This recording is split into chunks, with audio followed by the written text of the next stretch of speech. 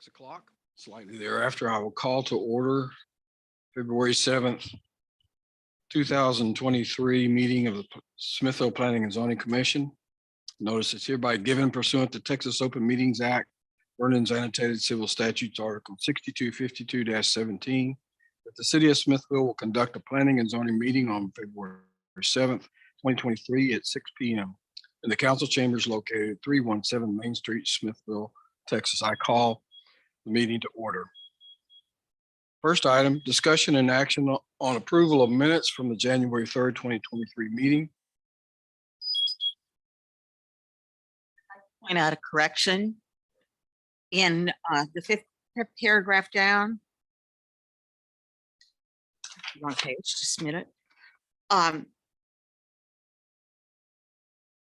Mitch's last name is Jameson, not just James. And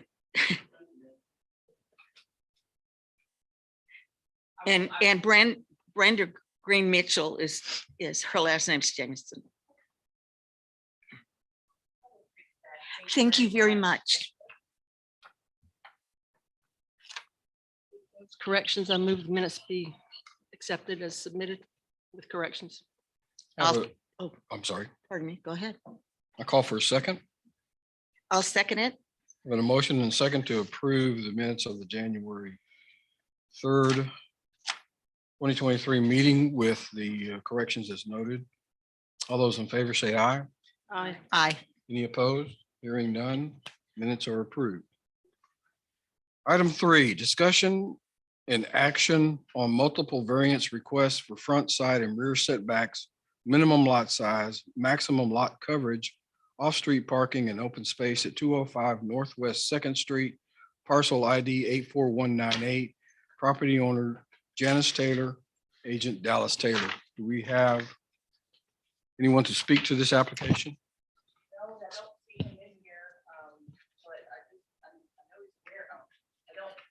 In here, but I know he's aware because I spoke with him on Monday, so not sure, but no, I don't see him here. And also it's northeast, right? No, it's actually It's northwest. Or is that the northeast one? I'll look into Because it. yeah, because this says his application says northeast. Okay. So just checking. Tracy, can somebody call him to, I mean, I'm happy to, but just call him and see if he's coming? I don't have a way to call him from here, unless I step out and go do that, but you got it? Yeah. Ordinances do require the applicant or someone speaking for the applicant to be here, but it doesn't require us to take them in the order in which we have posted them. So we're going to move on to discussion item number 4. Discussion and action on a variance request for the masonry wall or other equivalent noise attenuating barrier, additional site design standard for the Highway Commercial District for property ID 8717857. Property owner George McMahon, agent Ronnie Kettler. Do we have anyone to speak to this application? Thank you. Make sure your microphone is on and please introduce yourself. Yes, is it on here? My name is George McMahon. I'm old Smithville boy, raised here, graduated from, went to Central Elementary School and graduated from the old red brick Smithville High. Moved off to Lubbock to go to Texas Tech. I'm still out there, but I still love my hometown.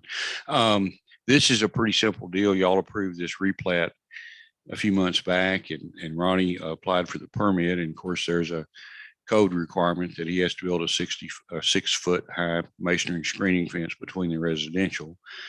And as y'all know, there's no residential there yet. I'm hoping that I get to finish that out and do those lots. That's my plan. But for right now, there's nothing there to worry about screening. But when I do finish that out, I will have a deed restriction that requires a 6-foot wooden fence, screening fence, to be built in conjunction with the homes or when the house is finished. So there will be a fence there when there's houses. So with that, I mean, we just would appreciate a variance. That's a pretty expensive addition to his building project. And Ronnie is here if y'all have any questions or if you want to come up and say anything.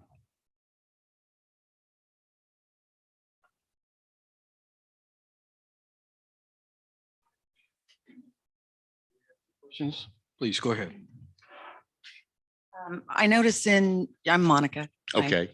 I noticed in your application, you mentioned that Family Dollar does not represent a noise issue that necessitates the masonry wall, but can you guarantee that there will never in perpetuity be any commercial activity at that spot that generates noise?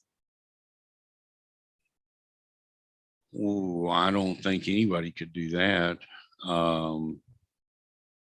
mean, it will be a very upscale version of the dollar store that's here. The Family Dollars are usually nicer looking and better managed and cleaner. And they're usually not, they don't have any noise.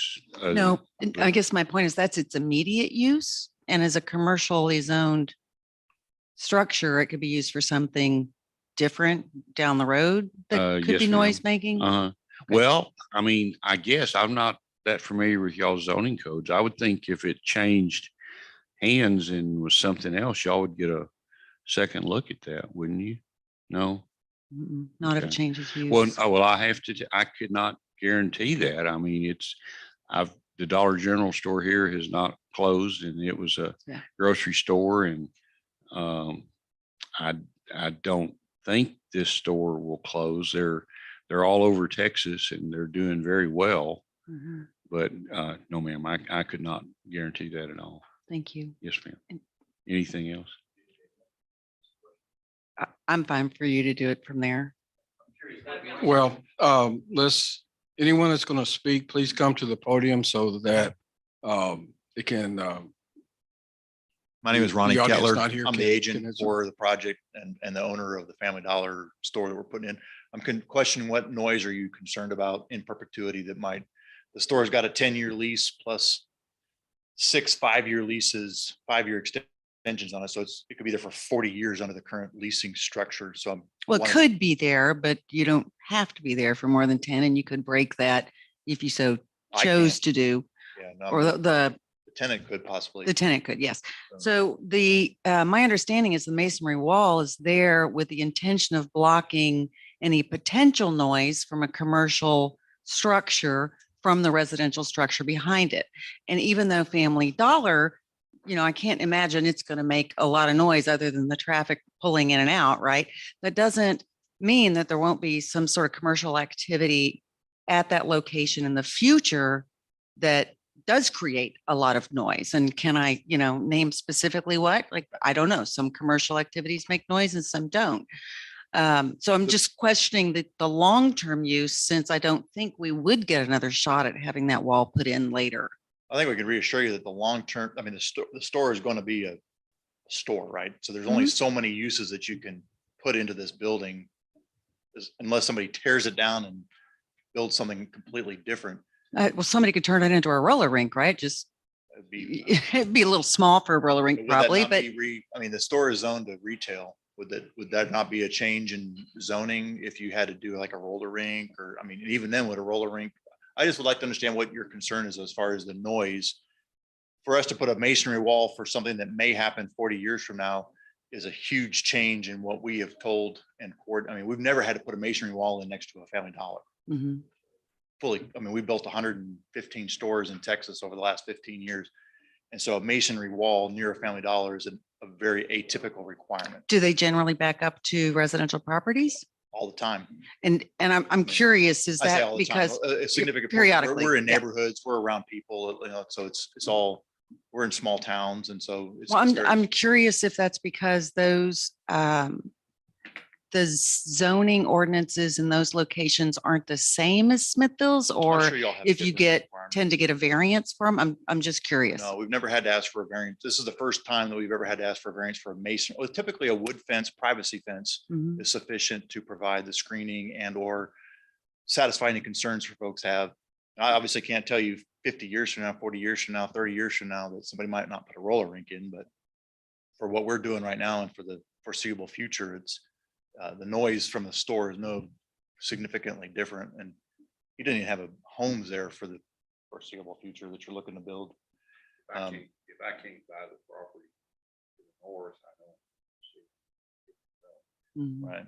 All right. Thank you. Sure. Any more for me? Thank you. Do we have any, Mr. McMahon? Yes, sir. I think there might be some more. Did anyone sign up to speak to this on this matter? No, sir. Okay. Well, I do have some questions. Okay. And I'm going to speak to what the nature of the variance is. And I do want to clarify something for me. You're proposing to build a family dollar Mhm. on that location. Yes, sir. And our requirements require a masonry sound barrier type fence here. And you're asking for a variance to not construct that masonry fence and at some time in the future, perhaps put up a wooden fence if those lots are developed. Yes, that's basically it. Yeah. Okay. Because if I get those lots developed and we build and I'll sell the lots to a builder. I won't be building them. But it'll be in my deed restrictions. I've used pretty much the same basic deed restrictions on close to 1,000 lots in Lubbock. I always require a wood screening fence. Okay, let me bring something to your And of course, attention. Excuse me. Let me bring something to okay. your attention. Any rights authorized, zoning ordinance, chapter 14, 5.5.4, lapse of variance. Any rights authorized by a variance which are not exercised within 1 year from the date of granting such variance shall lapse. It may be reestablished only after new application notice and hearing pursuant to section 5.5. So if we were to recommend to the city council, and the city council agree that you do not have to construct today a masonry wall, that variance will what's called run with the land in perpetuity. But what you're promising us is that based on the deed restrictions, you're proposing that at some time in the future, if those lots are developed, that you'll put up, according to your deed restrictions, a wooden fence. Yes, sir.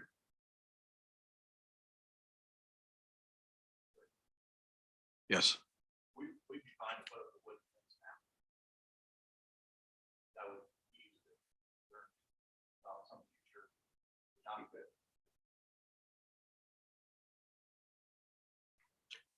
Thank you. I forgot to ask We'd him to be come to fine the to put up the microphone. wood fence now on the property line. I mean, that's typical to what we would normally construct under other circumstances, is put up a wood privacy fence so that there is some screening.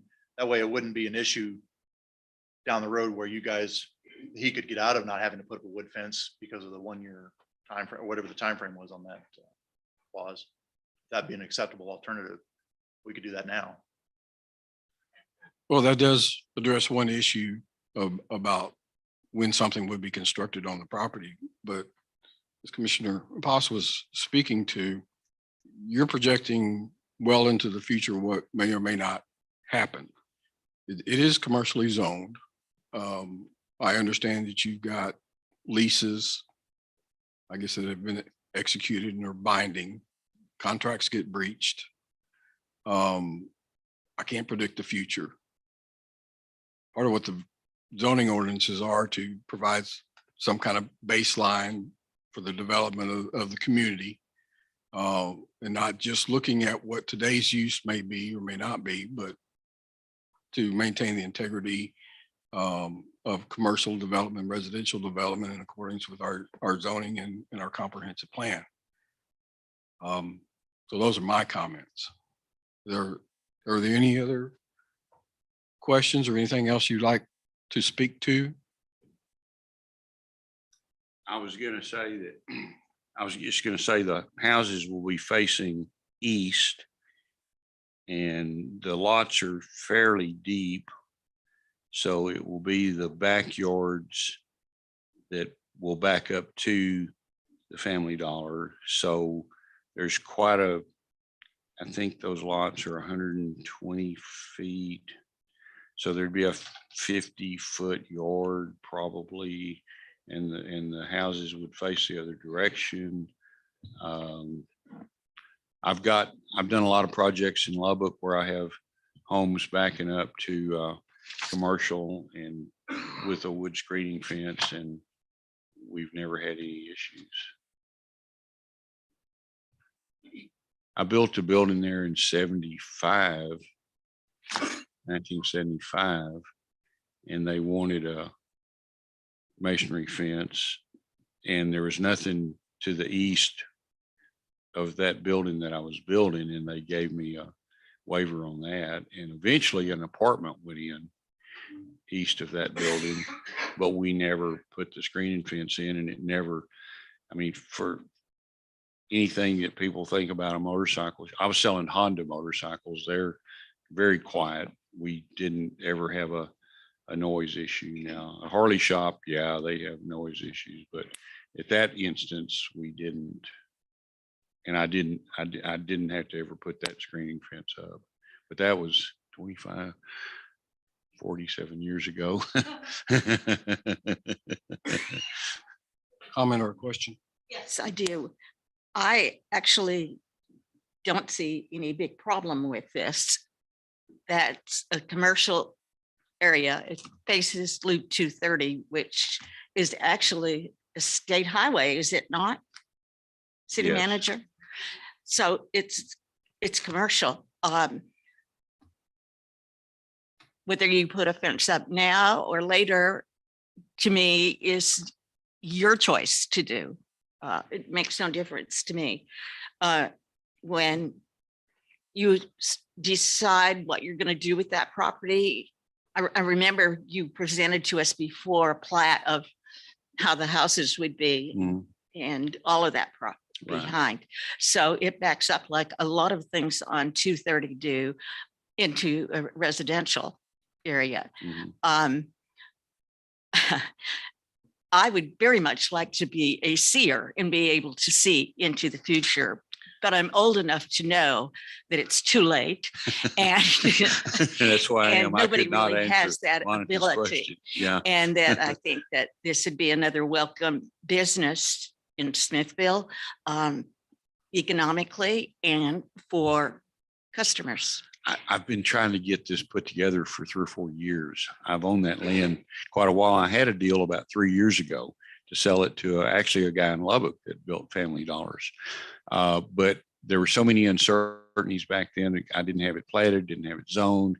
I didn't really know where water and sewer was. And I've spent, y'all know William Cook, he local guy, he just put in sewer for me and water, and he's pouring the Mhm. driveways and doing a really good job despite a lot of issues with old lines that have showed up and that weren't on maps, and rain issues, weather. He's had problems, and he's been a gentleman about the whole thing. But yeah, I mean, I've been wanting to get another dollar type store here because I really think Smithville needs one.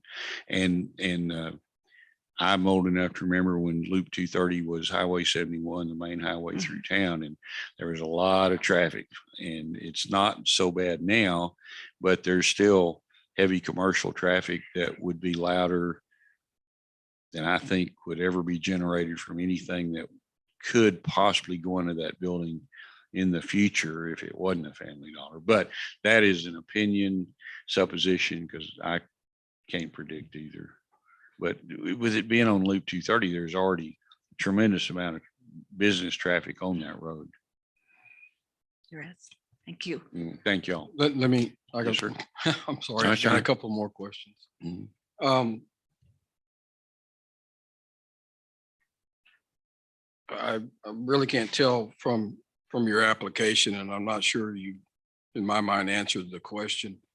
Is your request for a variance based on the cost of putting in this masonry wall? Well, I think that, and well, yes, that, because that's a very expensive fence to build, and it's just going to be standing out there by itself. It's just like, what's the point? And I know where you're coming from, that something needs to be there to screen the houses, but for right now, it's going to be a fence in the middle of nowhere.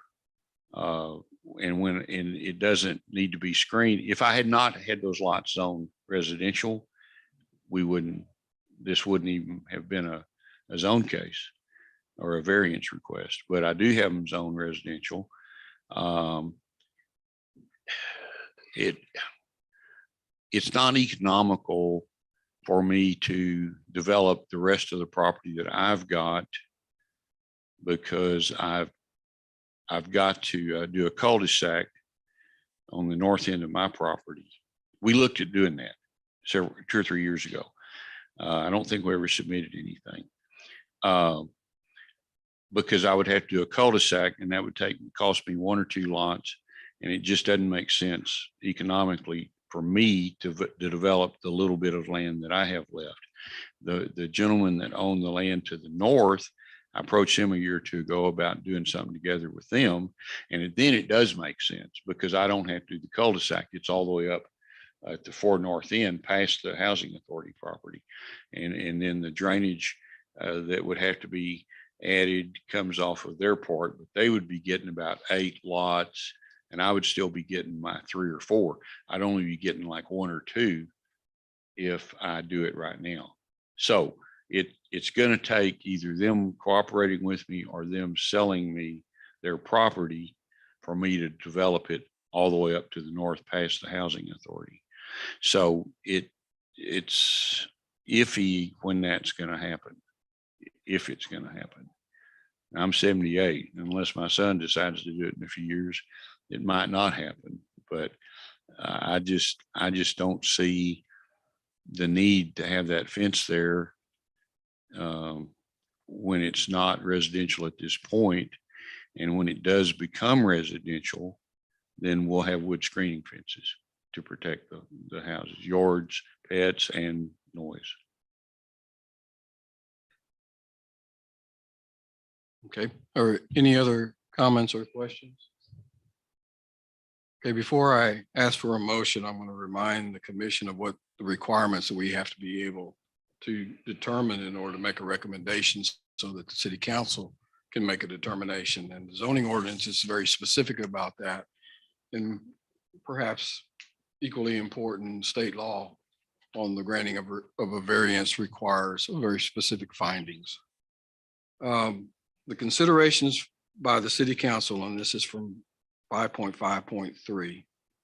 City council may authorize a variance from these regulations if and only if the city council determines all of the following.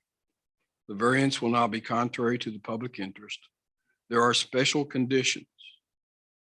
Because of the special conditions, literal enforcement of the ordinance would result in unnecessary hardship. The spirit of the ordinance will be observed and substantial justice will be done. Unfortunately, a lot of those terms aren't very well defined in the ordinance or the law. Section B of that, for land being used or developed for a reason other than a homeowner building or improving the homeowner's residence, does give some definition and some guidance on what is an unnecessary hardship. I'm always confused by this section. I'm not even really sure what it means or if it applies in this situation. But I do know that we have to find that you're under an unnecessary hardship such that the literal enforcement of this ordinance would result in unnecessary hardship. Those are the things that we needed to determine in order to make a recommendation to grant the variance, not grant the variance, or grant the variance with conditions. With that, I'll entertain a motion. For the denial of the requested variance with the following findings, the variance will be contrary to the public interest. There are not special conditions affecting the applicant's property. Even if there were special conditions, literal enforcement of the ordinance does not result in unnecessary hardship. The variance does not observe the spirit of the ordinance. Substantial justice will not be done by granting the variance. I have a motion. Do I have a second?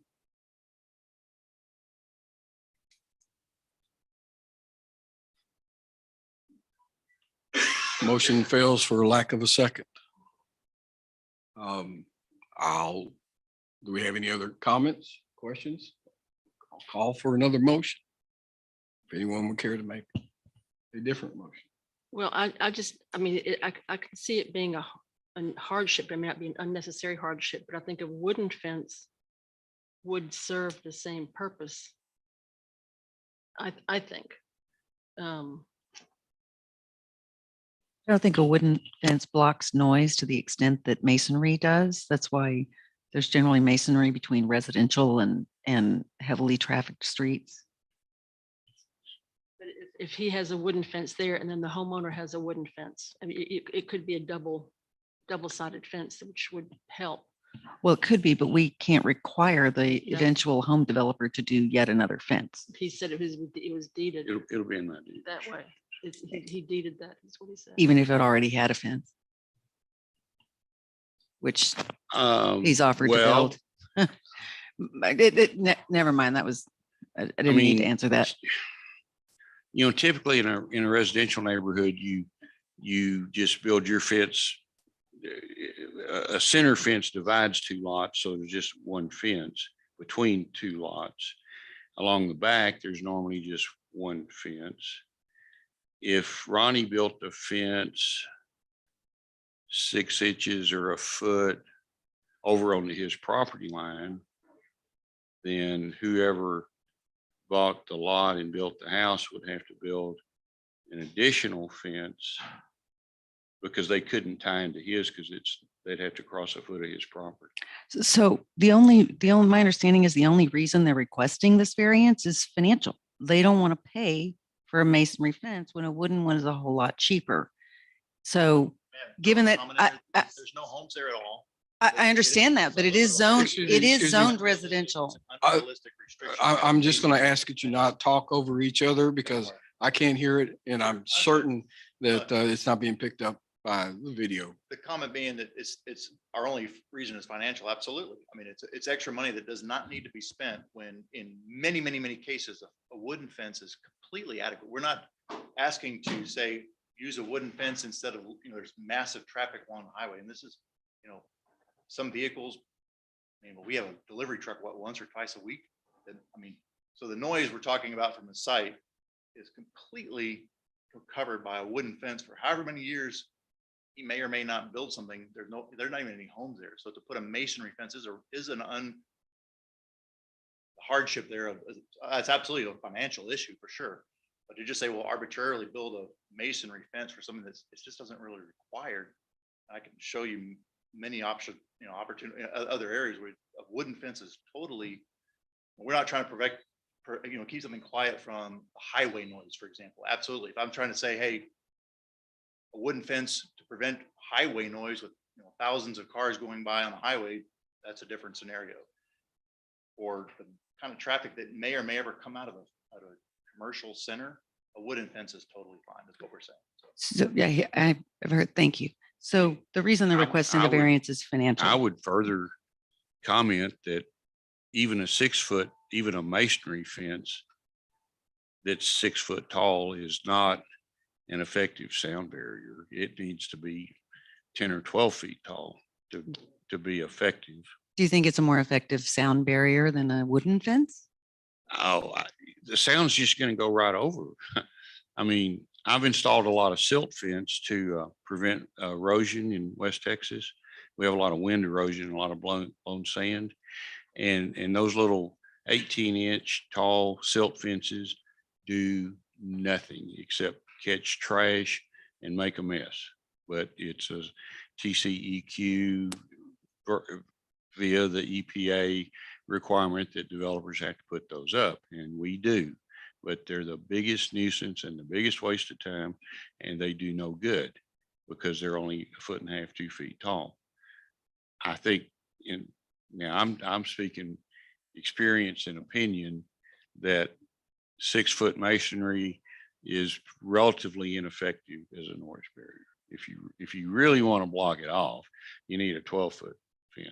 Well, then I hope you come when we rewrite our zoning ordinances. I would say the same Because thing if I y'all think do that's a that. plan. Mhm. And the only other comment I wanted to make was that yeah, I doubt a Family Dollar makes enough noise for this to be a hardship, but we don't know what will go in there in the future. And we don't have another opportunity to tell the next tenant that they have to put up a masonry wall. Well, there'll be a wood fence then, by then, or there won't be any houses. Okay, any other questions? I appreciate all the comments, all the questions, your responses. Um, But we're all kind of speaking to opinion about what we think may or may not be Sure. effective under Right. the variances that have been adopted. I mean, excuse me, the ordinances that have been adopted by the city of Smithfield and what the statutory and case law requirements are for the granting of a variance.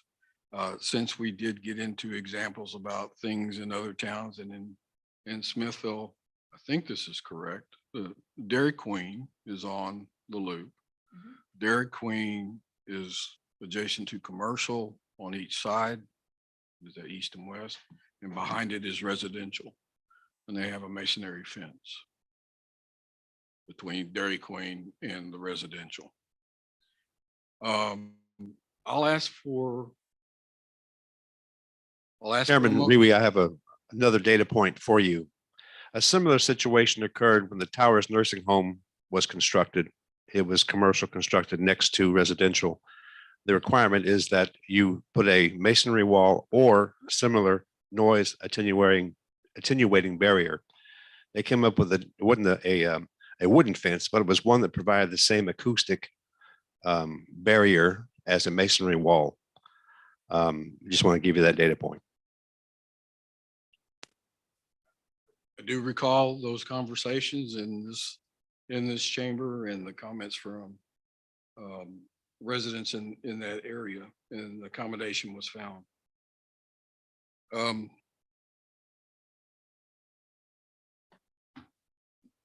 Excuse me, have you signed up to speak?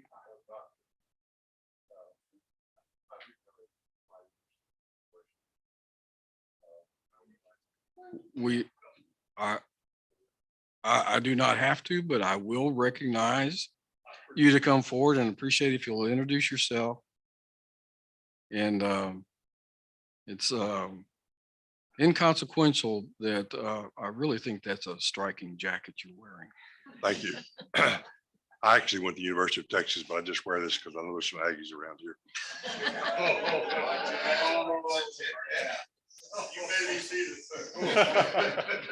I believe your time has expired.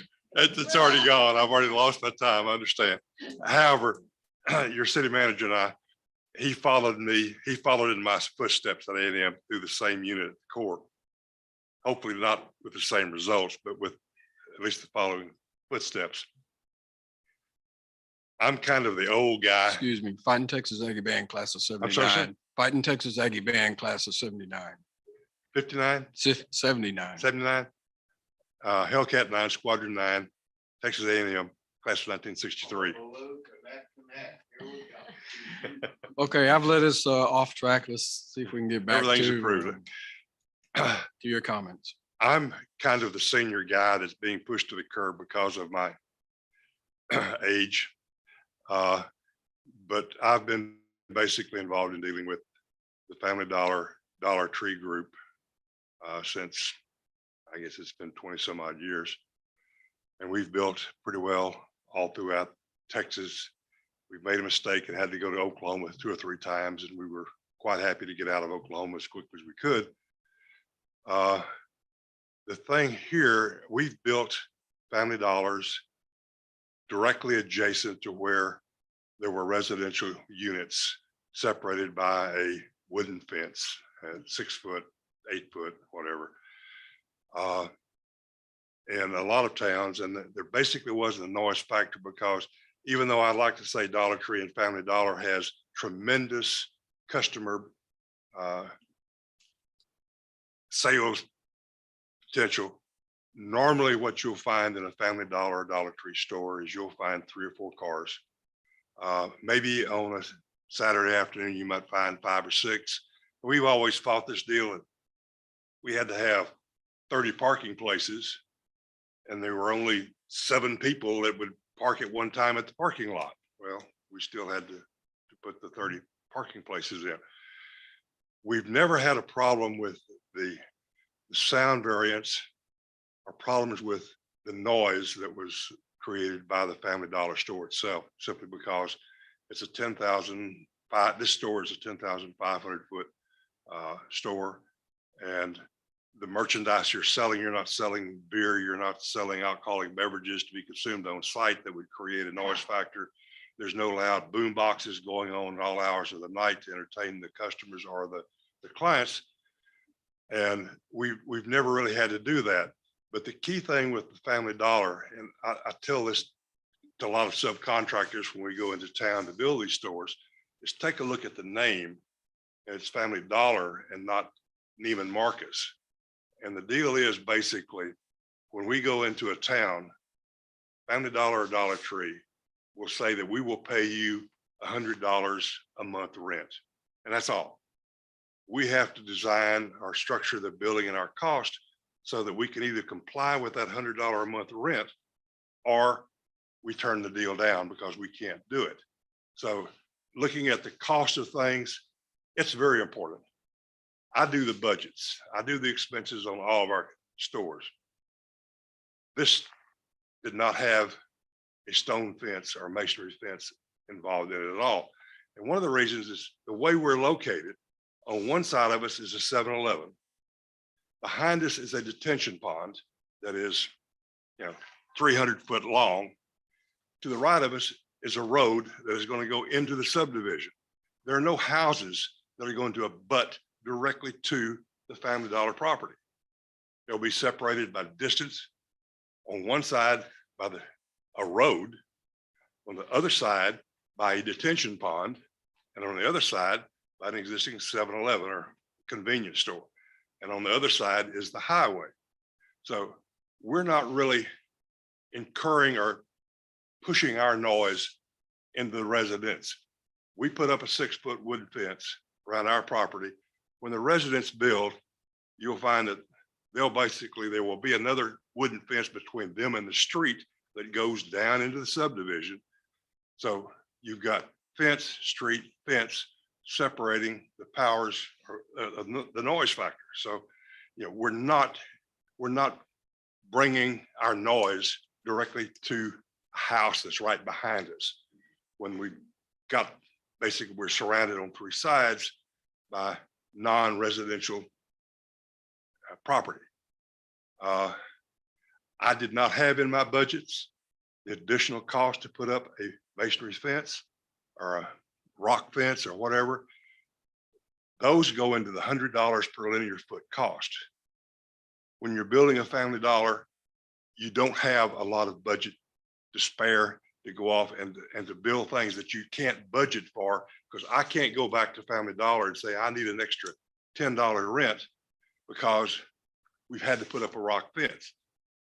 Their comment to me is, so you have a contract, you have a lease, you build me a building, I'll pay you $100 a month rent.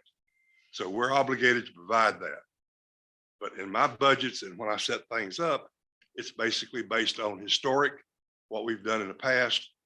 And when we were building the one in Smithville, we figured that it would be fenced. There would be some landscaping involved in this. We were not projecting who would own this building in 60 years, or whether Smithville might be part of Bastrop in 60 years or 70 years, or Austin or College Station. We just can't forecast these things that far in advance and expect to put businesses in. We're trying to bring something in, I think, that will yield tax revenue.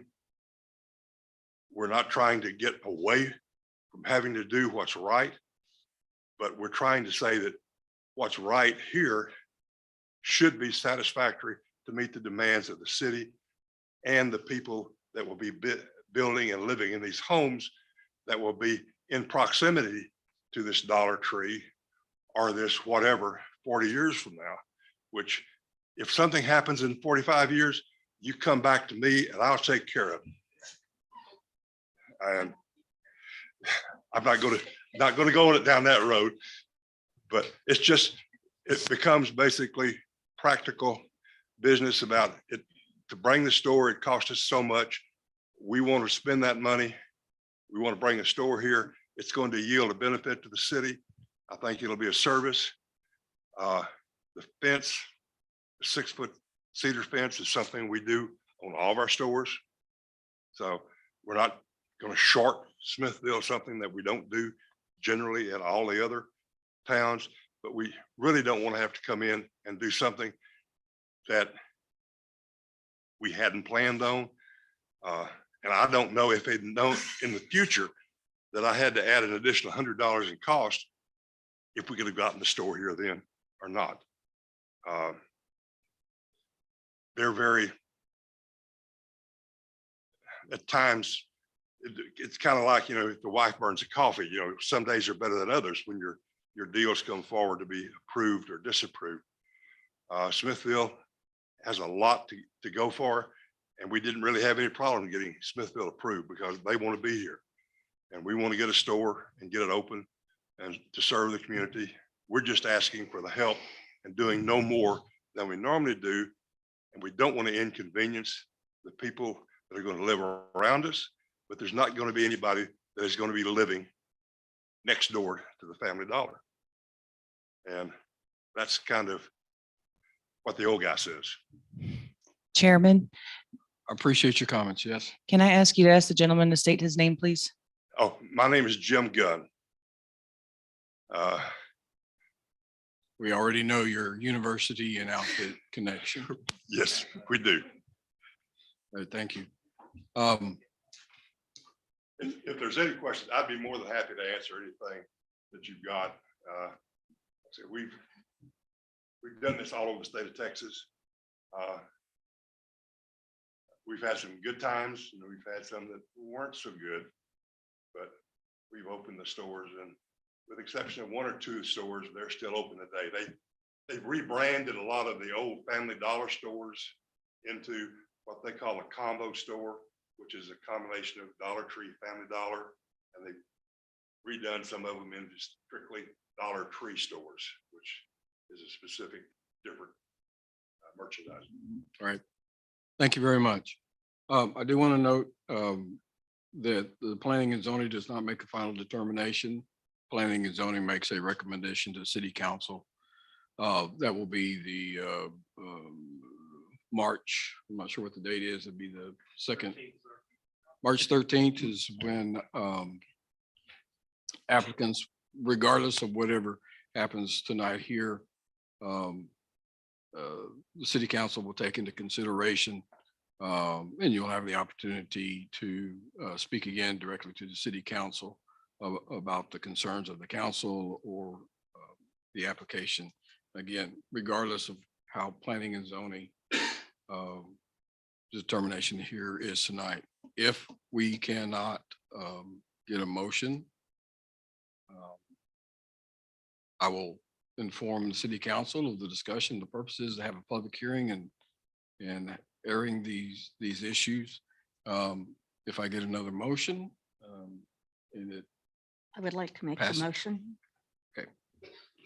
I move for the approval of a variance request where the masonry wall or other equivalent noise extenuating barrier additional site design standards for the Highway Commercial District for property ID 8717857, property owned by George McMahon, agent Ronnie Kettler. I'll second. The variance will not be contrary to the public interest, and there are special conditions affecting the applicant's property. And because of the special conditions, literal enforcement of the ordinance would result in unnecessary hardship. The variance observes, pardon me, the spirit of the ordinance, and substantial justice is done by granting the variance. I'll second. I just want to get a clarification. Your motion is to grant the variance of waiving the requirement of any structure? Well, I read it right out here. What is written here.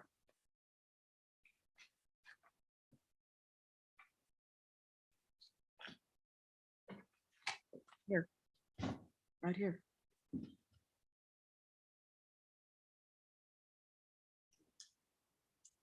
A variance of what? Yes, it would be a variance of the ordinance that requires that. So no wall being constructed of any type. Just asking for Uh, clarification. I wanna know, make sure. yes, Okay. yes, Uh, at this time. And you have a second. I have a motion and a second to recommend to city council that the requirement for a masonry wall or any wall or fence of any type be waived. All those in favor say aye. Excuse me, raise your Aye. hand. Aye. All opposed? Motion does not pass. I will report to city council. My apologies. Point of order, you have a 2-2 tie as I saw it. That is correct. I will report to city council that we had a tie vote and planning and zoning will not be making a recommendation either way, but we will have a full discussion. And as I said, the applicants will have the opportunity at city council to plead your case to city council, who will make the final determination. Thank you.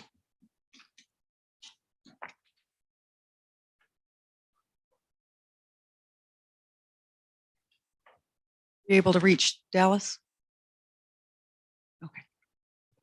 Item number 5, discussion and action on a block width greater than 300 foot based on unusual case and or special conditions. Variance request for the proposed preliminary plat for the Smithville Industrial Park located at property ID 70936. Abstract 27, DeCrow Thomas Acres, 68.094 acres. Property owner, Jesco Construction Agent Glenn Sennett. Do I have someone to speak to this application?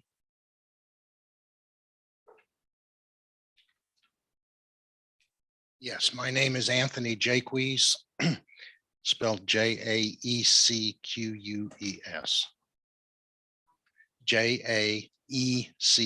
Jaequues, only one in Texas. I'm here representing Mr. Sennett and Jesco. We are asking for a variance due to the configuration of the uses that will occur within this 69-acre subdivision. A 300-foot block depth and a 600-foot length will not accommodate some of the users that will be proposed within this. And I believe one user closed on 10 acres today. Did Spartan close on the property today? Did Spartan close on the 10 acres? Not yet. Okay. Okay. But there is a proposed user on one lot that needs a configuration of about 800 foot wide and 400 and some foot in depth, which exceeds the requirements of the ordinance. And we will be coming in with plans hopefully soon on that new structure that will be built out there. And I'm happy to answer any questions that anyone may have.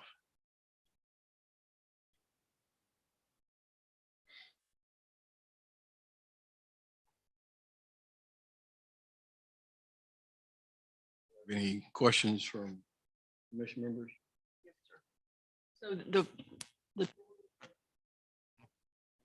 going to be for the 300, greater than The 300. Lot 2, block 1 is where the proposed user is going to go. Mhm. And that structure and that configuration requires that width and length. For that particular business. Yes. Now, we don't know what the other uses are going to be in there, but it is an industrial facility or an industrial site. And industrial facilities just require larger lots, larger blocks. Thank you.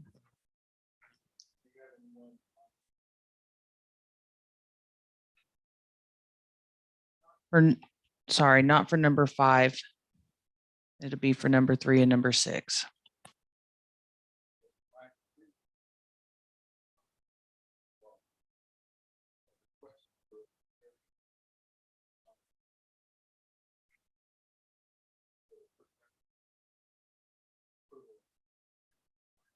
Yes, sir.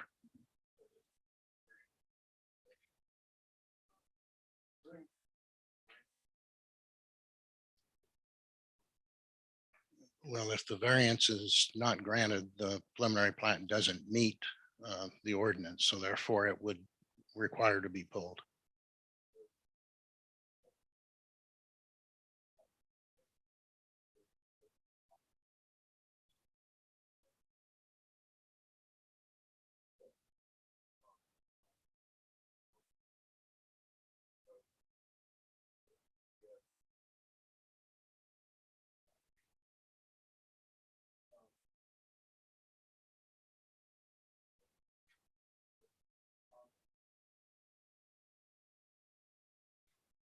I move for approval of a variance to waive the requirements of the block width and length for this particular property. I'm not seeing it on the description of variance sheet. With the following findings, the variance will not be contrary to the public interest, and there are special conditions affecting the applicant's property. And because of the special conditions, literal enforcement of the ordinance would result in unnecessary hardship. And the variance observes the spirit of the ordinance, and substantial justice is done by granting the variance. Second. Before I ask for a second, That's what I'm looking for. Number 5. Okay.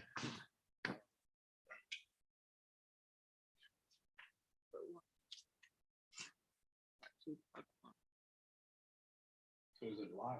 Is lot 1, block 2? Is that No, right? it's, we really need it for the Multiple. entire, excuse me, we need it for the entire subdivision.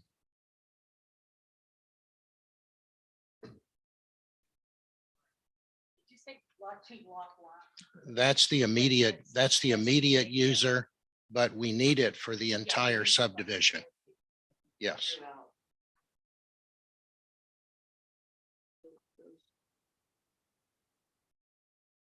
We need to be able to put in the dimensions that we're asking the variance.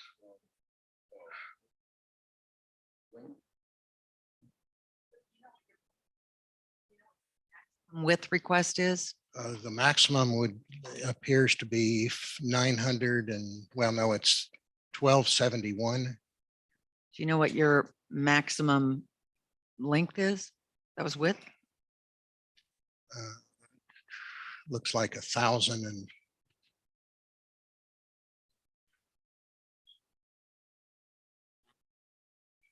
Yes, please.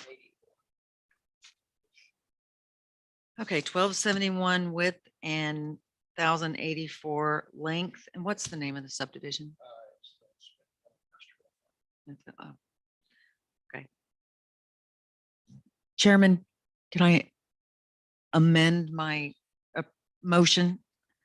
Specifically, this is to approve the variance allowing a maximum width of 1,271 feet per block and a maximum length of 1,084 feet per block for the Smithville Industrial Park.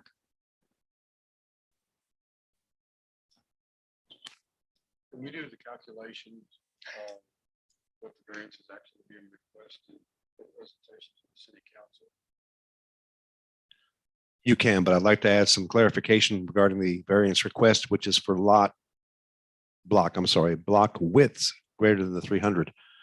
Where there are block lengths greater than 600 feet, you have to break that up by putting in a sidewalk. So there's really no variance that applies for block length in this particular case because they have the sidewalk that breaks those lengths up. The width, not the length. Correct. Okay. So the maximum width is 300 feet. And we're asking for a variance of, 971 feet. Width would be 1271. Well, but the difference between 1271 and 300 is 971.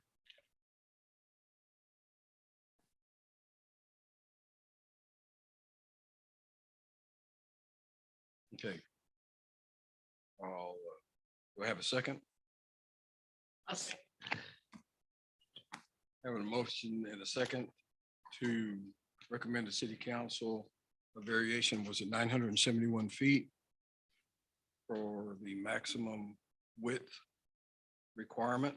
All those in favor say aye. Any opposed? Hearing none. Motion passes. We will be recommending to city, this will be next month, correct? Next month. Check my calendar. We have, Monday next, we will be making this. we have a user that is trying to get under construction. Okay, well, it is state law requirement. Okay, now, item 6, discussion and action on a preliminary plat for the Smithville Industrial Park located property ID 70936, abstract 27, DeCrow, Thomas, acres 68.094, property owner Jesco Construction, Inc. Again, commissioners, this is a tentative approval of a preliminary plat, or technically a recommendation from planning and zoning city council for the approval, tentative approval of a preliminary plat. Do you have any questions? Do we have any additional comments before I ask for? No, sir, I'm just here to answer any questions if someone may have them. And I believe we do have some people signed up to speak. Yes, Chairman, I have Mitchell Jameson signed up for number 6.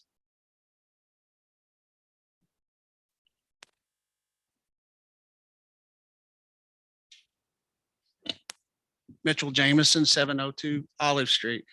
Just want to say thank you for what you're doing.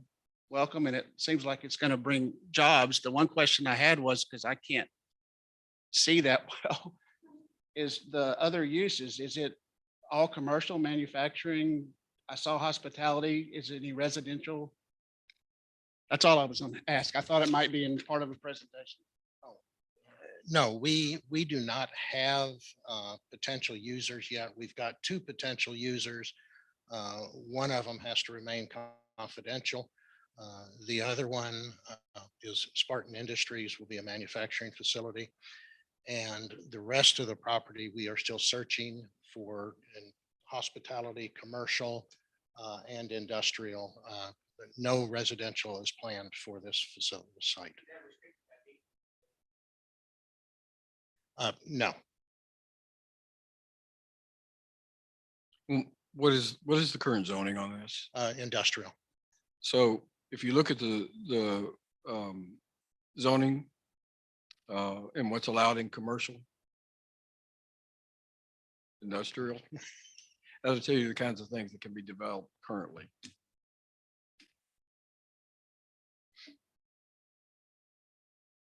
I'll entertain a motion. I move that we recommend the city council agree to what approve the preliminary plat for the Smithville Industrial Park located at property ID 70936, A27 DeCrow, Thomas Acres, 68.094, property owner Jesco Construction, agent Glenn Sinnott. Second.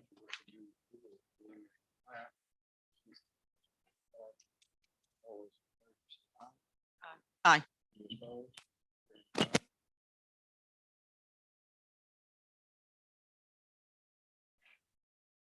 Thank you, Chairman, ladies, and I look forward to bringing the industrial site to you soon. Okay, I believe Mr. Taylor is here. I'm going to go back to discussion item number 3, which we passed earlier this evening. I'll call the matter discussion and action on multiple variance requests for front, side, and rear setbacks, minimum lot size, maximum lot coverage, off-street parking, and open space at 205 Northeast Second Street, parcel ID 84198, property owner Janice Taylor, agent Dallas Taylor. Thank you for having me. Sorry to be late. No problem. Just I was a little officially, will confused. you state your name, please? Dallas Taylor. Thank you. Thank you for having me again. So our last meeting was tabled according to a few concerns. And I have went back and tried to address any of these concerns that you might have. Would you like for me to go through a list of them? Is that the best way to do it? So I know a major concern was parking. And we are having a garage carport, which creates 2 parking spots. As of what the off-street parking that we are asking for, we have room for 6 spots there. So that'd be a total of 8, and our requirement is 6.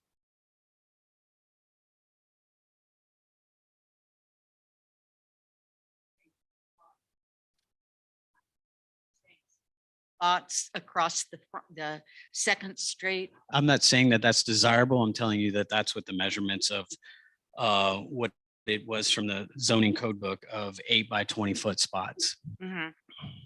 for off-street parking. And that would fit in that area. Yes, ma'am. And it's the same as if you were to look on Google Maps or anything of the everything on the right or the left of it parks the same way. Proposal is to put 6 spots at the front of the structure. No, sir, my proposal is to put 4, but I just wanted it to be known that there was room for 6 by what the city 8 by 20 standard is. And Keep in mind, I think per that city standard, there is a requirement that those parking spots be set away from the building a bit. but Correct, you- 4 but foot. You will be able to, 4 foot, yes, ma'am. and Are you showing the 24 feet Yes, ma'am. from the front of the building Yes, ma'am. will be where the parking starts? No, ma'am, that's the distance That from the includes building to parking? this side of the street, which is no different than the building next door. So to be clear, the variance you're asking for, actually is that parking is not permitted in the setback at the front of the structure. And you're proposing to put 4 parking spaces in that location. Correct. And so the variance request is that you are able to park in the 24-foot setback. Yes. Okay. Is that called off-street parking? Well, it's not on the street, but you are asking for a variance to be able to park in the setback that's required. a question, is that actually, it's my understanding that 52 by 24-foot area is not your property in a setback because your property lines. Correct. Okay, because Correct. they're doing You're 0 lot asking lines to- now. To park in the city right away? Yes, sir, like everybody else is that off-street parking? We can't grant a variance to park in a city right away. So you're requesting the variance that we grant you a variance from 6 required parking spaces on site to 2. That's, I think that's what you're asking. You're just letting us know that there is room for other parking. Correct. I have 2 inside of the garage. And I need 4 more to get my total of 6. But you're telling us you don't have the space on this lot with the proposed building construction unless you use part of the city right away. Correct, like Clarence's does and the residents next door and everybody else. That's where everybody parks. Let's visit the garage. Is this still located with ingress and Yes, in and out of the garages in the alleyway? correct. One of the requirements for parking is that for each car that is parked, you can get in and out without having to move another car. Correct. My recollection is in the conversation previously, you acknowledged that you could not get in and out of the garage that's accessed off the alleyway if one car is already there. I did not say that. You suggested that. My misunderstanding. then. Yes, sir. No problem. Can one car in the garage, can another one get in and out? So the required space is 8 by 20. That garage is 21 by 24. Can you make the? turn So off I the- don't see a problem with it. No, sir. Can you make have you tried? I have put a vehicle inside of that building that is a dually off of the garage. That's one. Have you put 2 vehicles into that space? I don't have an opening right now to be able to put 2 vehicles in there because Fair enough. we're not under the remodel yet. Fair enough. I think you understand my concern about, I have a neighbor who has a 2-car garage on the property line and she can't do it. So that's where I'm coming from. But I appreciate you working with me as we work through this. Yes, sir.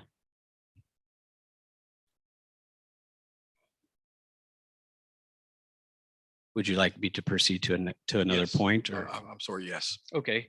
I know one of the concerns was watershed, as far as the building's not going to create any more watershed or whatever. The building is actually going to reduce watershed by what you can see, on the little chart I made or whatever. But the watershed is going to decrease by 102 square feet. So we're actually going to be catching less water than what the building is now. So what you're telling me, there's less roof surface? So what I'm telling you is if you see the red lines, like right there by the alley or whatever, where it says 10 foot less, that right there is a stucco facade or whatever that is going to come off right there. And that's going to create, then that roof line is going to come in. That's going to create less water. It's not going to catch as much, which is also going to create impervious cover in the alley right there of that 10 feet. So I'm also going to be adding some impervious cover that was What do you addressed mean as well. pervious? 10 inches, Pervious means water can go through like pervious grass. cover, sorry. And then you're also adding the pervious cover where the patio was. Correct.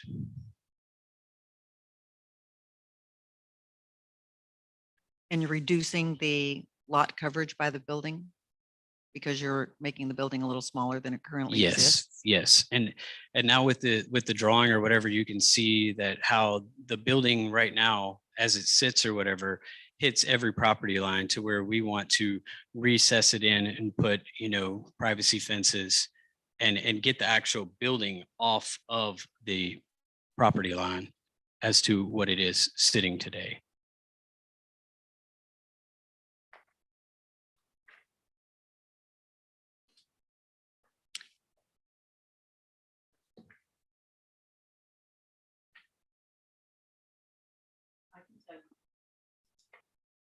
Some of the water's going to go. There's a big hole in the alley. I refused to drive through. I thought I might lose my car. That's where it's going to go, or it's going. Well, one of the reasons that I'm having to redo this building Uh-huh. is because, over time, the alley was built up, the city was built up, everything was built up. Well, the building got flooded, and that's, I need to rebuild it, need to get it back to full potential. So I have spoke with city members about, the drainage, which is also being taken care of right now or in previous projects. And possibly, cutting the alley down to where we have more drainage going through there instead of the alley being so tall. So to confirm, you're reducing the building size, so there should be more ground area for water to soak into the ground. Correct. Right rather than now, where running that the alley. patio is all concrete, so we will excavate that concrete out.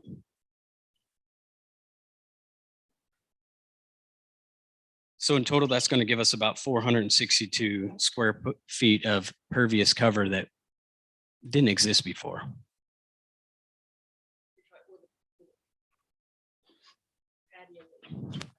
With the patio and with the recess of the alley or whatever else.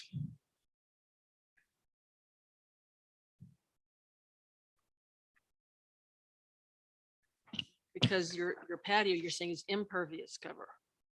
So water will not be. That's, soaking in. I mean, I had bad vocabulary on that. So it's pervious or impervious? Water's going to be able to penetrate through it. So it's pervious cover. Okay. Thank you. Sorry for the confusion.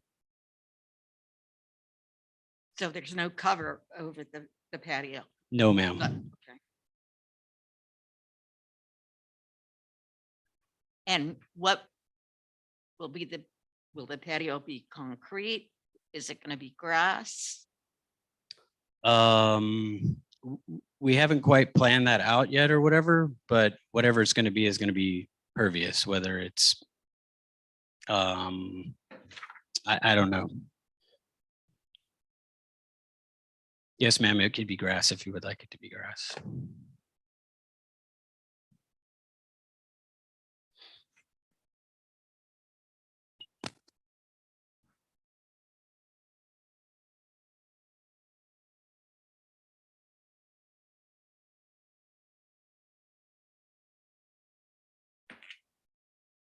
I know there was a comment as well about, maybe the one bedrooms being too small and the two bedrooms being too small, but as far as the book says, that meets all requirements. The ordinance book, or is that what the book you're Yes, referring to? yes.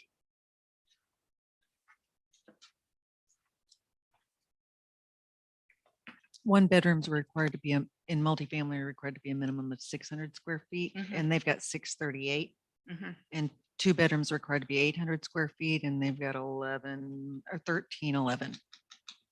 Mhm. You're exceeding our required minimums there.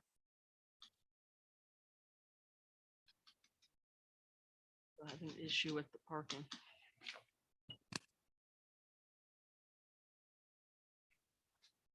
You have a follow-up question or just a comment Just a about comment, issue? just a comment.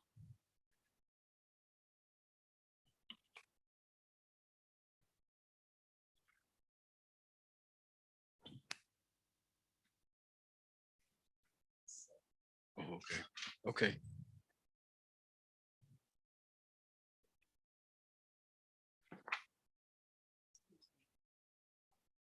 So this is currently, I know it's not used for in this way, but it's currently zoned central business district, correct? CBD? That's what it looks like on our zoning. No, it's not CBD. I believe it's I'd have to look. Maybe the streets are too small for me to read. It's zone C2. Oh, okay. Okay, thank you. I didn't know Got if it. it was C1 or C2, but yeah, it's C2. it's not and central. And the business reason I'm in district. here is because, it's usage right now is what I'm told, but I haven't been able to find it, is under SF1, which is a lot stricter. And I'm wanting to use it as a MF, multifamily.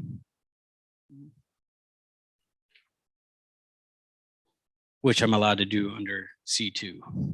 And I think the question came up last time, as to whether this would be long-term rentals or are we talking Airbnbs?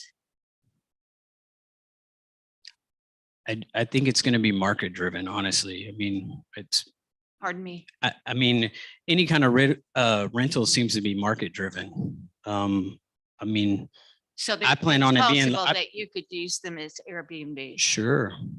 Um, I mean, that would only help the district, you know, in town if or they're whatever. If they're registered, yes. Well, I I have a would be question paying for the commercial city ma- tax either way. Pardon me, I have a question for the city manager. Do the Airbnbs come under the B&B special use permit? Right And now, what do they come under? Because we have plenty of them in town now. all right, so we are working on a short-term rental ordinance that will address Airbnbs. Right now, they're a category of their own in space. So we're trying to address that as fast as we can. So you don't have to get special use permit? Right now, no. That will be part of the So ordinance it's- update. And when will the ordinance be completed? I'm hoping the next 3 months. We started, we have a draft, Councilmember Morgan did a great job of putting together a straw woman draft of this thing, and we're having our legal counsel help us finalize it. And under that, and I'm asking something for the future, which is, I shouldn't be doing, but is a special use permit being considered in that ordinance? Yes, ma'am. Okay. You need to know that if that ordinance comes in. I need to apply. If you use any of the apartments for an Airbnb, Yes, you ma'am. have to register with the city and the county, I believe, because there's a special tax. Just FYI. No problem. Thank you.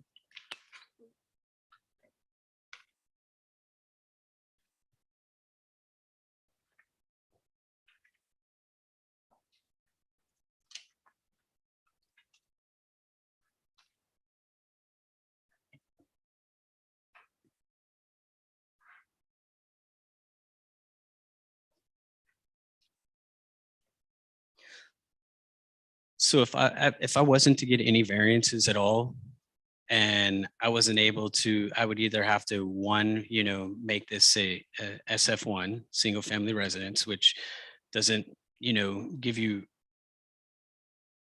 anything extra than what I'm giving here as far as pervious cover, less watershed. But I will only be able to build, if this building is demolished, something of 770 square feet. Period.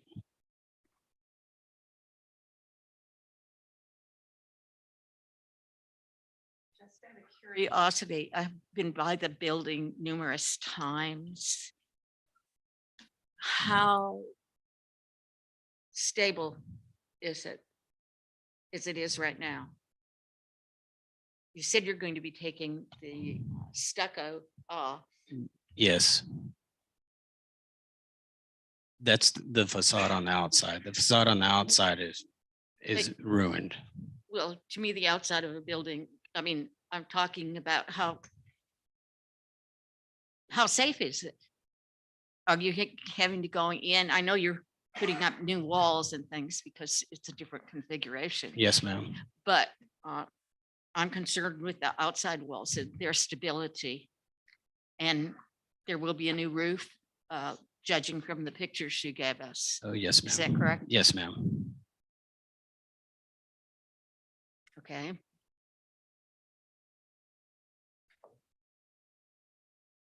And you're aware that you will be adjacent to downtown commercial and that there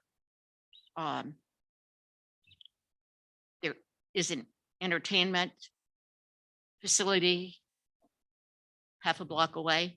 Yes, ma'am. That's not going to bother your tenants. I think that's a personal opinion. Some some might like it, some might not, but it's their choice on whether they want to Are you rent there or going to put not. any kind of soundproofing in there? It's good. I mean, most houses are pretty soundproof themselves. Pardon? Most houses are pretty soundproof themselves. Okay. I would like to make it most, you know, as economical as it can for energy and different things like that. So we're gonna have the, max plus insulations and stuff like that. So I would answer that as yes, there will be good. Okay, thank you.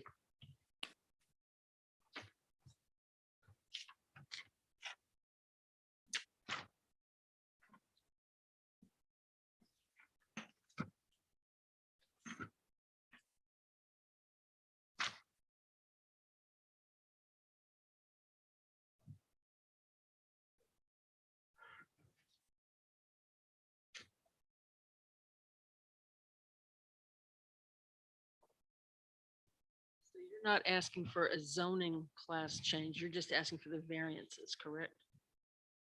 Yes, Okay, because it's C2 now and what multiple family can be used in C2. Okay. all right. yes.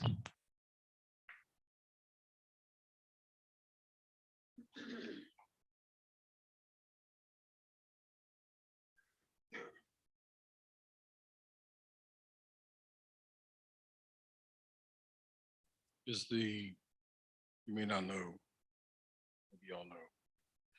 What is the zoning immediately to your east? Running on Second.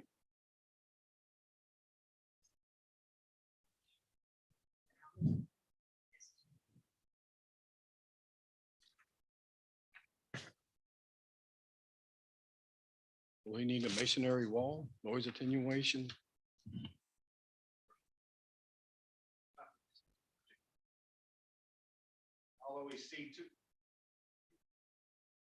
Though he is C2, his use is going to be multifamily.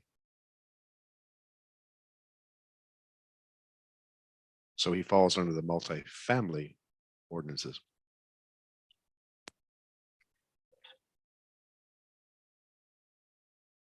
As it's not going to be used as a commercial endeavor. Make sense?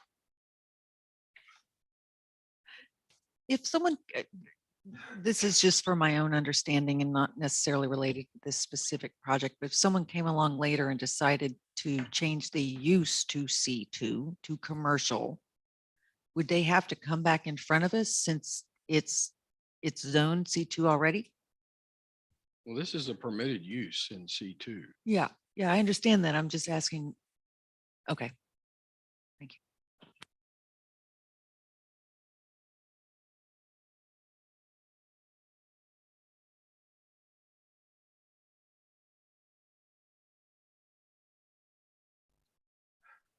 Okay, let's see. So if we the can- zoning map that I'm looking at or whatever looks to be that the property to the east would also be in C2. And now I got this off the internet, but I don't know. There's a big. No.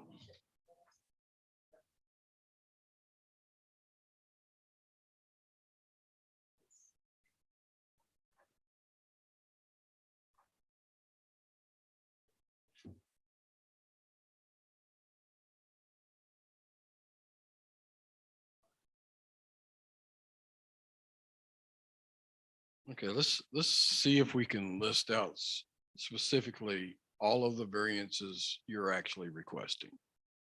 Because we're gonna have to figure out a motion and vote on that motion.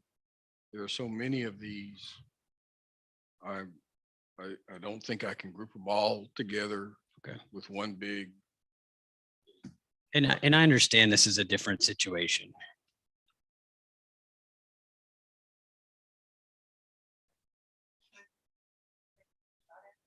And trying to make notes to do that exact. Are you gonna do it in the form of a motion, or we're gonna talk about, see if we can get a motion? Which would you together? like to do? I'd like to talk about it. Okay. You can certainly phrase it in the motion, in the Okay. form of a motion. This is not making a motion. Just see if we can cover all of the actual variance requests. Okay, I think, let's just talk about it real quick first, which is Chairman? I think that depends on what you call the front of the property. So shall we call Second Street the front of the property?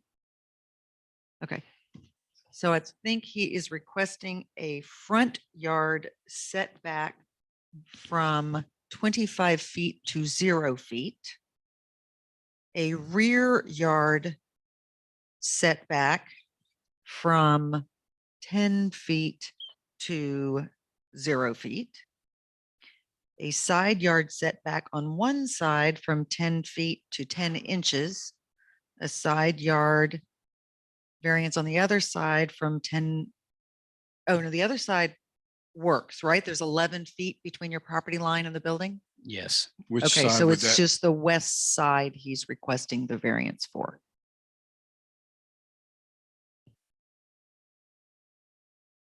The lot, I calculated lot coverage and I got but I don't know if we need to add the carport in.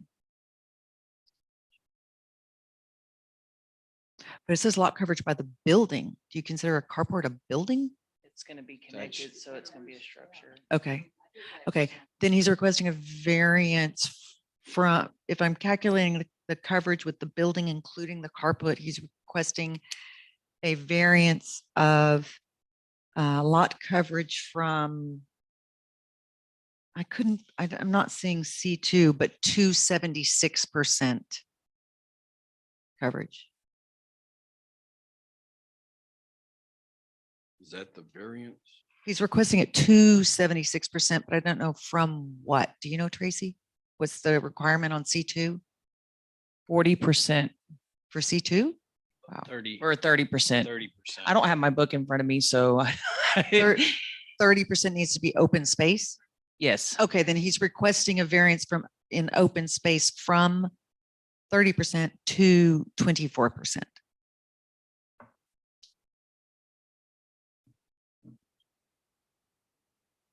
you said 30% to 24%. That's the living space and the carport.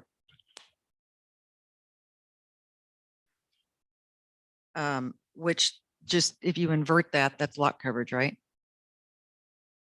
But both, he's requested variances for both things, so we just do one? All right. Lot size. He's requesting a variance in lot size, minimum lot size from 21,000 square feet to 2,000, no, I'm sorry, to 4,051 square feet.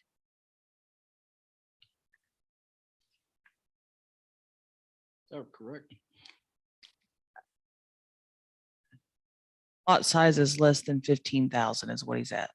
Oh, I thought, but the, for C2, the minimum lot size is 21,000 square feet. That's Country Inn, isn't it? Oh. So what is it? I couldn't find it either. I Oh, don't I think see. there is, if it's not listed, but I'm not. Oh, okay. So maybe there's not one. So maybe he doesn't need that variance. You're the man, Robert. Well, I hope And you the can find it, requirement 'cause for, I couldn't find it earlier today. either. okay, I was either. just looking at Country Inn. They were I was- right. That was my default. I mean, And then he's requesting a variance from 6 off-street parking required to 2 off-street parking required.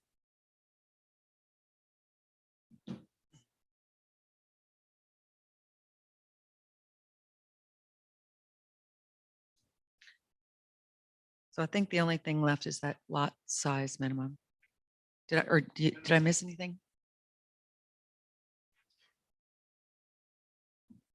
A minimum lot size that I could find was 15,000 for multifamily. But- Square feet. The 21,000 does refer to Country Inn within C2. So should we be requesting these variances for against multifamily or against C2, which is zoned? Multifamily. Oh, well then. Let Our me start our over. ordinances are cumulative. So he's in C2, but he's using MF multifamily. So Alright. that's what we fall under. My apologies. I got to do it again. is, no doubt. Okay, Just for your, since you're taking notes, Well, Mr. it's not gonna Chairman. help you. No, it hurts. But since you were taking the notes on the language, all of the required setbacks per code are 25 feet instead of the rear and side is 10 feet.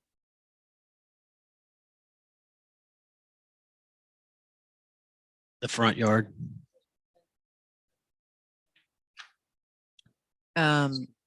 No, I was using C2, which is a minimum of 10 feet to his variance of 0, and the minimum for multifamily is 25 feet. Yeah, to 0. So those 10s need to be replaced with 25. I don't really know if it goes all the way back to C2 since I'm MF1 right now. So the variance that I'm asking for I already have of 25 feet. Right? Wrong? Yeah. Roll on. Minimum open space of 30% gross land area. Maximum lot coverage. And he's at 76. If we look at the residential square footage plus the carport. What did you say the square footage? He's at 76% of maximum lot coverage compared to 70%, which is what's in the ordinance. Mhm. So that's the same as this. And if we're looking at minimum lot size, then it's the greater of 15,000 square feet. He's requesting a variance of from 15,000 square feet to 4,051 square feet.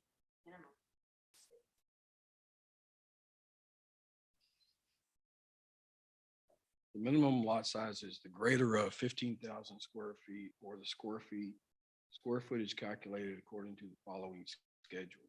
One bedroom unit, 600 square feet, two bedroom unit, 800 square feet. That's the square footage of the unit itself, I believe. Not the lot size square footage.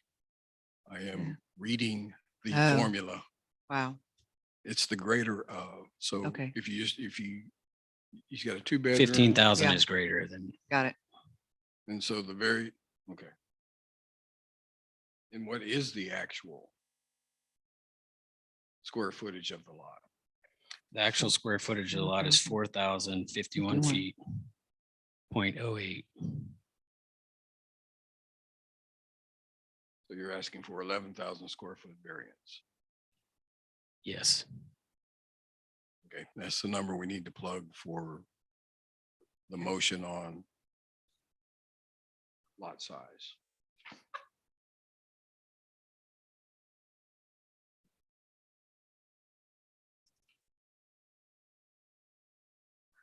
Can I ask you a question? I'm not going to hold you to the answer.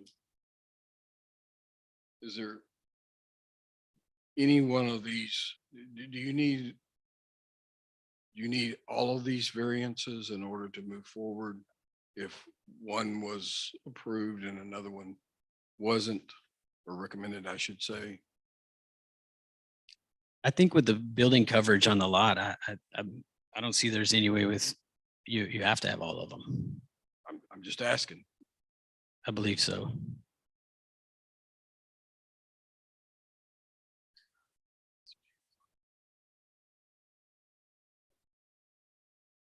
Did we had people sign up to speak to this one? Yes, Chairman, I have Mr. Jimmy Jenkins. Okay.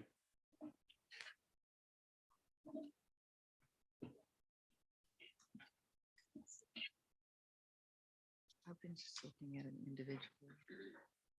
Evening. My name is Jim Jenkins. I live at 503 Turney Street. First off, I am for this, because it is multifamily housing, and I think that's some things that we need in the town at this point. The other thing is that the part that bothers me is on his application here in the zoning and planning variance criteria. He said yes to provide affordable housing, but he just told us that this would be market driven.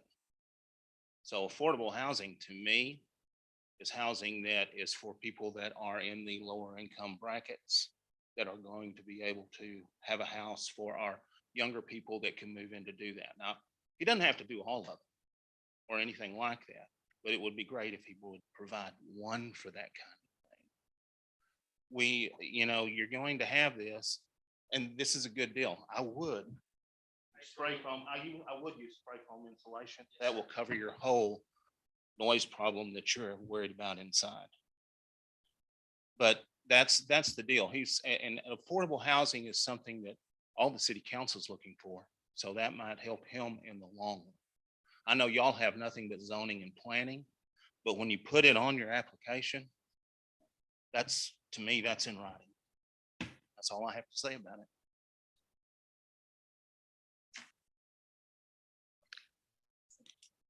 All right, it's 30% of your income, no more than 30%. Were I can talk. there any others signed up?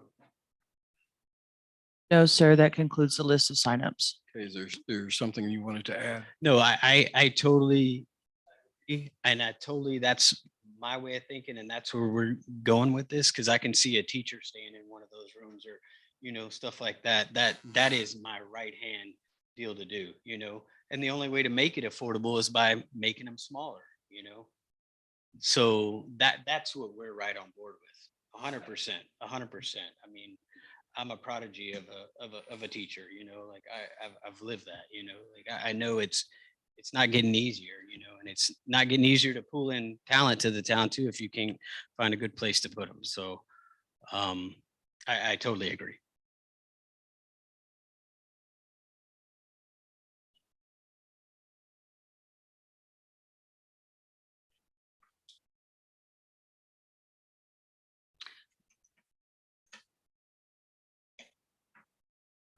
May I take a crack at a motion?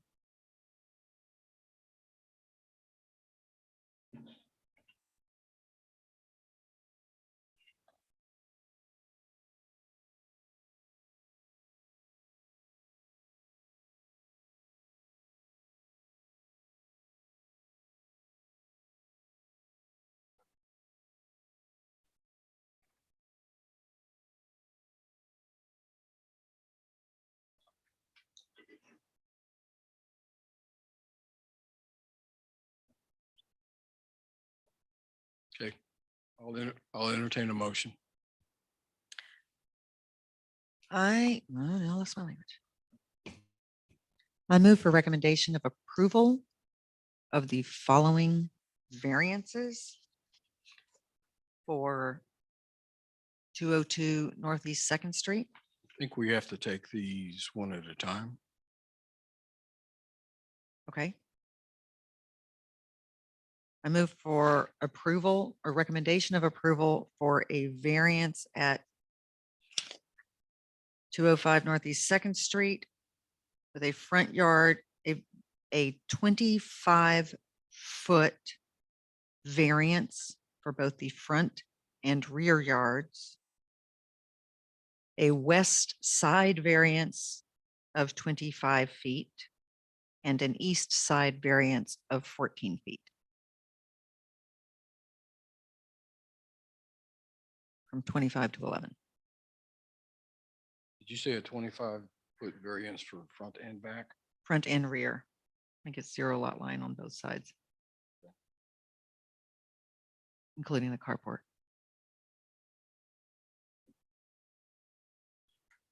They have a motion for front, side, rear setback, front yard and rear yard setback variance from 25 feet to C0, or 25-foot variance.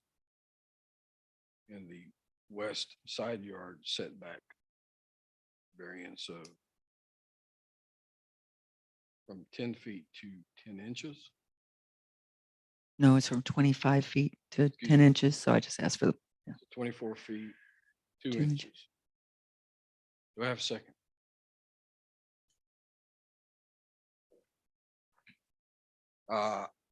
Right, I have a motion and a second for front side front, west side and rear variances. All those in favor, raise their right hand. Aye. All opposed? Motion carries on variances for setback. I just want to make it clear that there was only 3 votes. We had 2 for, 1 against, and then 1 no vote. You either vote or you don't vote. I understand that.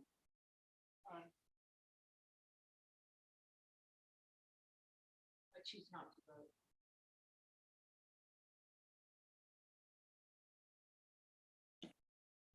Okay, I move for approval of recommendation. Remove for recommendation of approval for a variance for lot coverage of 6% from 70% to 76%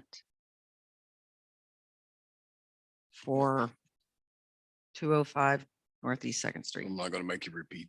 Okay, that thank you. part of the motion. I have a motion. Do I have a second?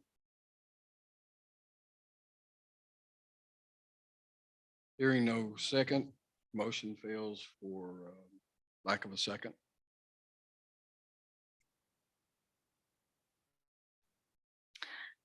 Okay, I move for recommendation of approval of a variance for lot size from 15,000 square feet to 4,051 square feet.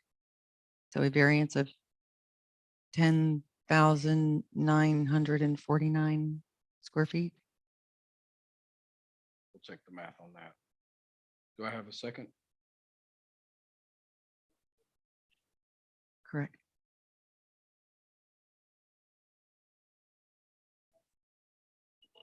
Have a motion and second to grant a variance for minimum lot size. All those in favor, raise their right hand. Aye. Opposed?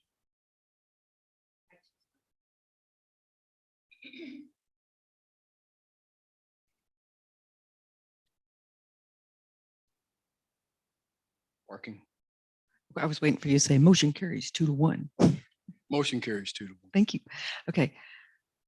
I move for recommendation of approval for a variance from 6 required off-street parking spots to 2 required off-street parking spots.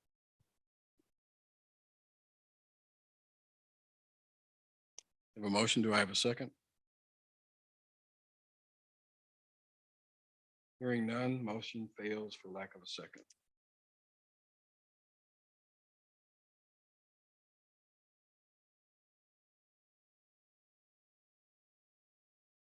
Did we cover all of the variance requests? I think we did.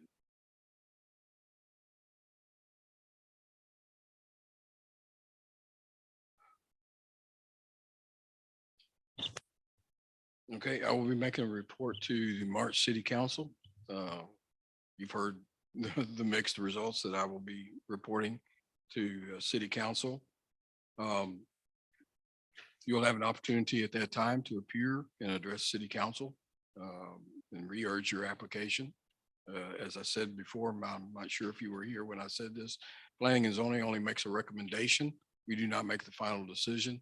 The final decision is made by the City Council. Thank you. Thank you.